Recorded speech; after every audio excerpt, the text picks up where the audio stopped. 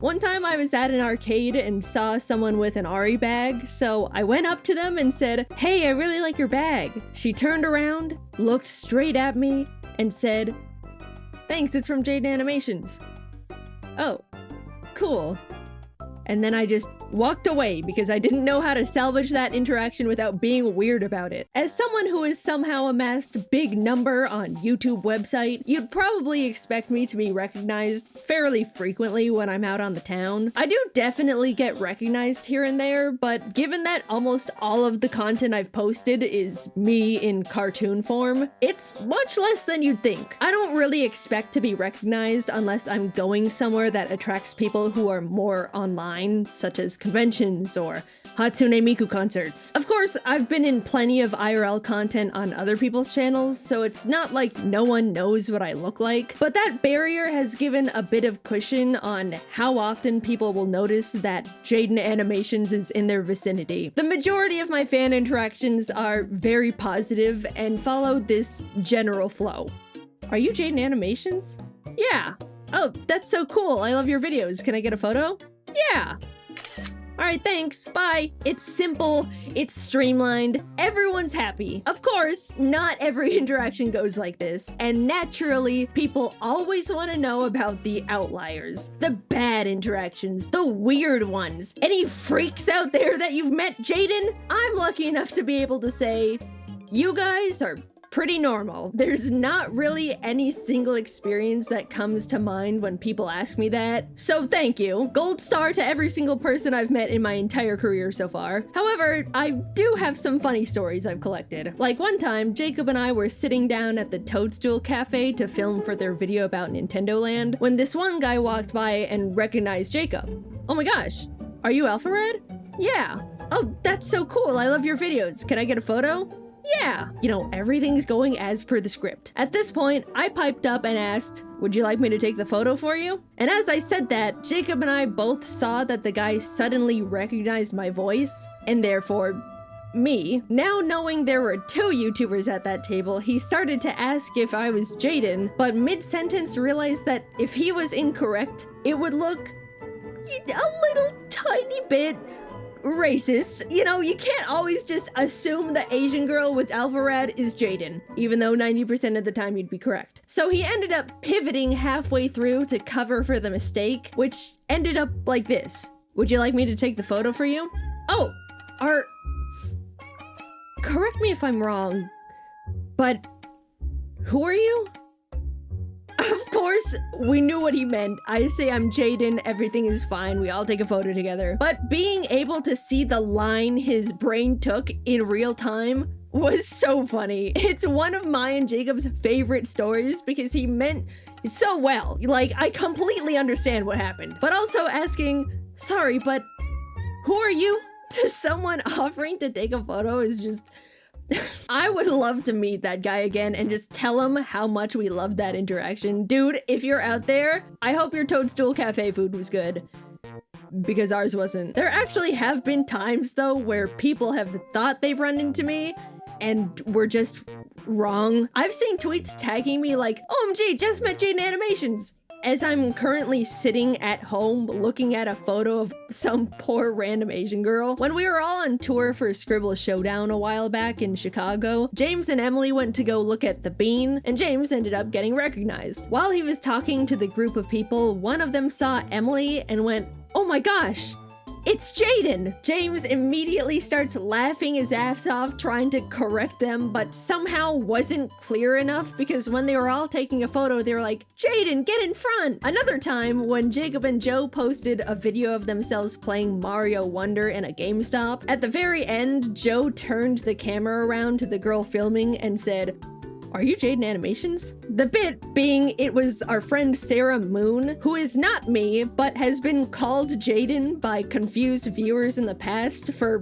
really no reason. But still, hundreds of people in the comment section of the video still thought she was me anyway because Asian girl. Then, to poke fun at that situation, a while later they asked me to record them playing Mario Kart in a round 1, and in it said, "Huge shout out to Sarah Moon for recording this video," as the camera panned to me. And you'd think people would catch on to the joke, but so many more people were like, "Okay, I thought that was Jaiden in the other video, but was afraid of being racist," not realizing they're still not getting it. Sarah and I genuinely look nothing alike, but just pointing at one of us and going, "Jaiden," will convince hordes of people in comment sections without fail. It's like casting an inescapable Jaiden spell. On the opposite side of the coin, I was in San Diego for TwitchCon last year, perusing the San Diego Zoo with some friends. And honestly, to hype it up a bit, the San Diego Zoo is awesome. I legit went there 3 times during the 3-day event, which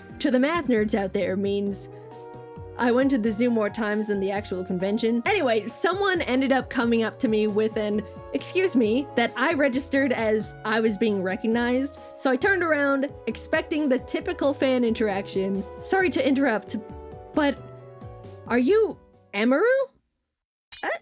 I was stun locked. It threw off my whole script and I accidentally blurted out, "Oh, no, I'm not. I'm sorry, I'm just Asian." And the guy didn't really have anything to say about that. He just went, "Oh, okay, thanks." You know, it was a nice little dose of humble for me though. I got a kick out of Emily and Sarah being called Jaiden, and now I've been struck by the Emaru hammer. Look, I'll be the one to say it though. None of us look like each other. We're just Asian women on the internet, and not even the same kind. So yeah, if you ever think you see your favorite Asian creator in the wild, make sure you double check. Sometimes I can tell people are secretly Googling me before asking for a photo just to be sure.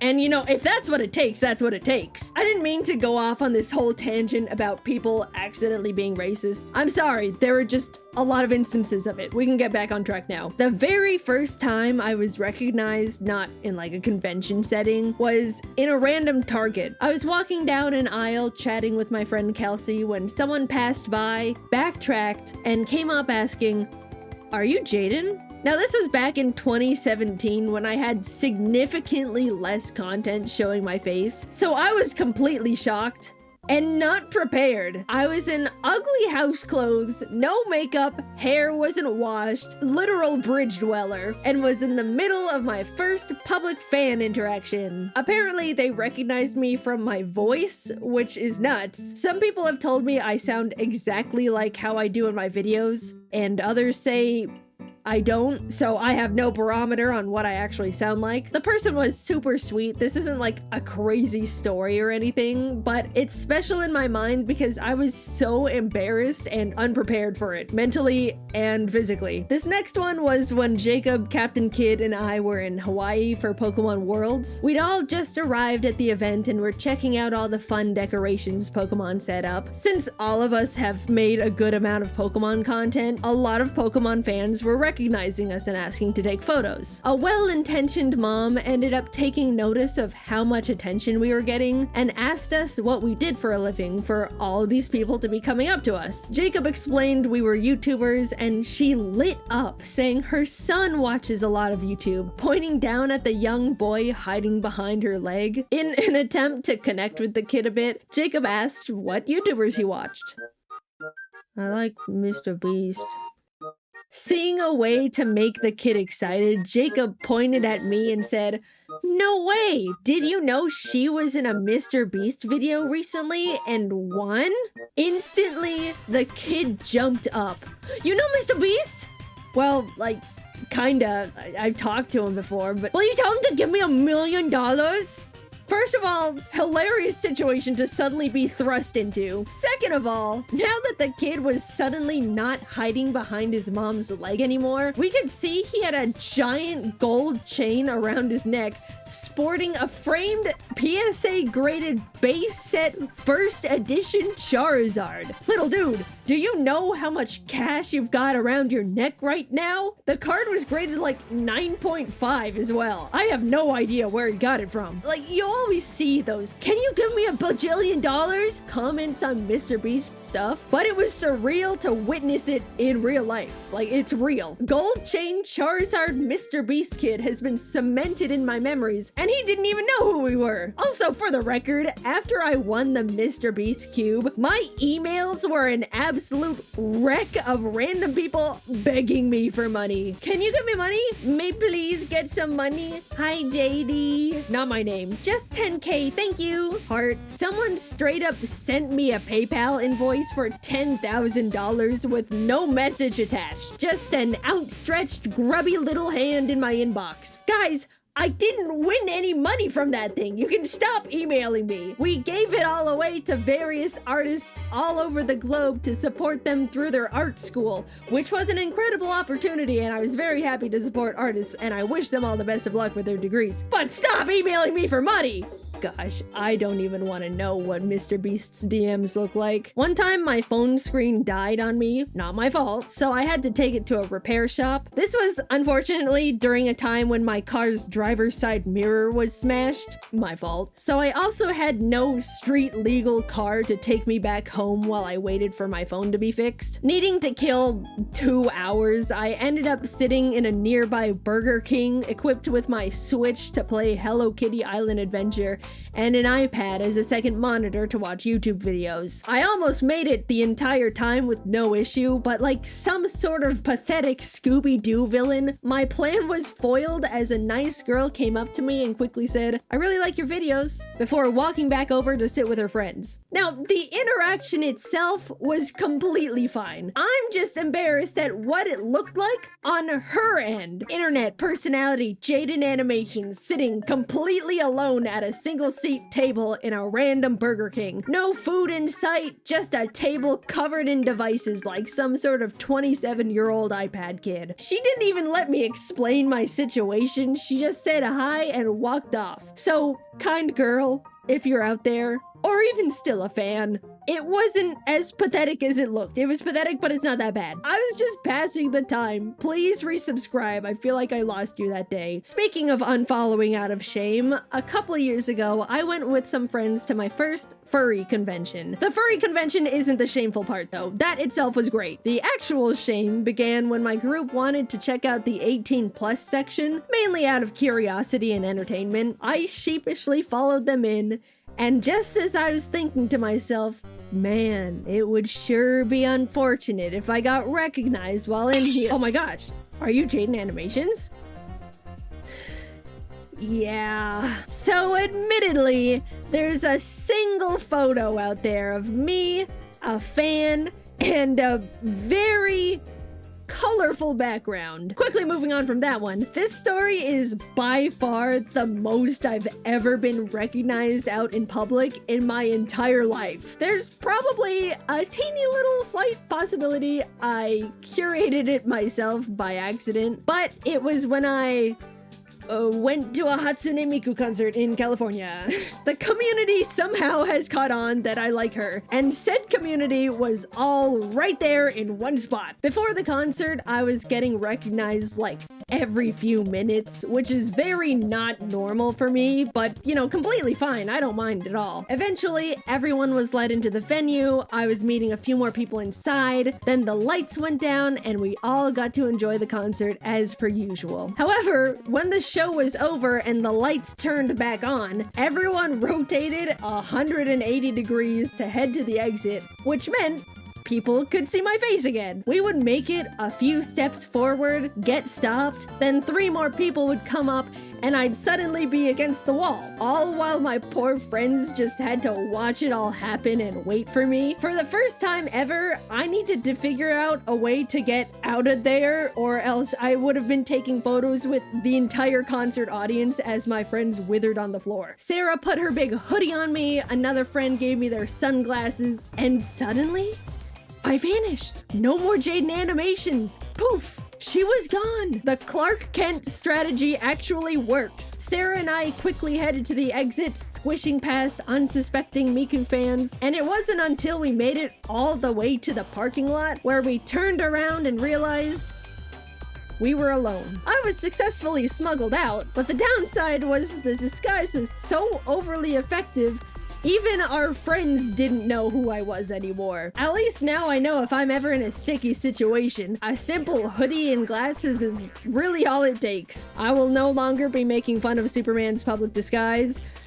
Dude knew what he was talking about. Despite all of these stories, if you ever see me in public, please don't be afraid to come up and say hi. I'm more than happy to meet you or take a photo. Again, basically every person I've met who watches my videos was absolutely wonderful, these stories included, and I promise I won't make a video about you if you accidentally say something a little awkward. Unless it was really funny and the world needs to know. Also, I can tell when you recognize me, I've essentially got a spidey sense for it by now, and it's more uncomfortable for both of us if you just stare at me for 30 minutes and then leave. Please, just say hi or something. It's okay. I'm lucky to have such a normal and kind group of people watching my content, and I do really enjoy getting to meet you guys. I guess if you were to take anything from this video, make sure you know it's actually me. This is not me. This is not me. This is not me. I'm this one. Hope that helps. Man, it has been quite some time since I've done a good old classic story time. What is this, 2016? The fact that I really only have lighthearted funny stories to share and not really any bad or scary ones with meeting people who watch the videos is a huge testament on how kind and respectful you all are, and I really appreciate it. Like, half of these stories are about how I was the one fumbling it, you know? I always look forward to meeting more of you guys in the future. Thanks for watching, and I'll see you later!